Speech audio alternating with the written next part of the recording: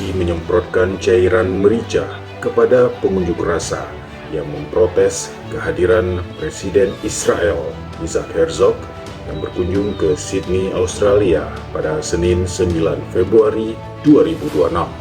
Aksi yang diorganisasi oleh Palestine Action Group itu untuk menolak kedatangan Herzog karena keterlibatannya dalam konflik di Palestina. Polisi menggunakan cairan merica untuk membubarkan massa demonstran setelah sebelumnya terjadi ketegangan dan bentrokan. Polisi juga menangkap sejumlah demonstran. Presiden Israel Isaac Herzog mengunjungi Australia untuk memberikan penghormatan kepada korban penembakan di Bondi Beach pada Desember 2025 lalu. Herzog akan berada di Australia selama 4 hari.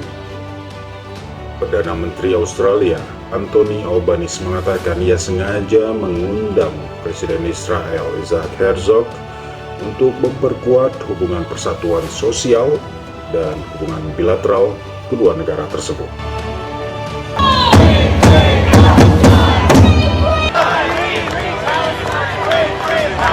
Because we are just one of about 30 protests happening around this country right now.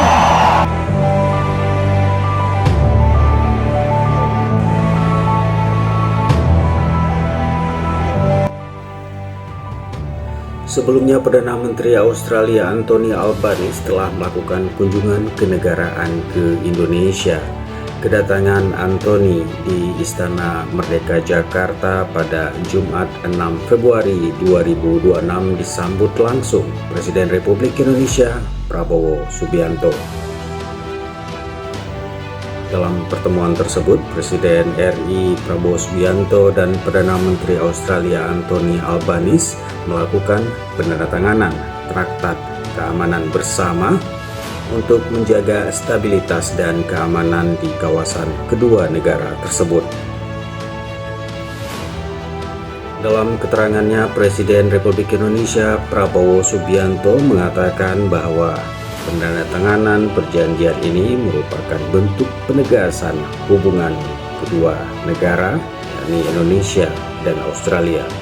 Presiden Prabowo juga menegaskan bahwa Indonesia tidak akan bermusuhan dengan negara manapun.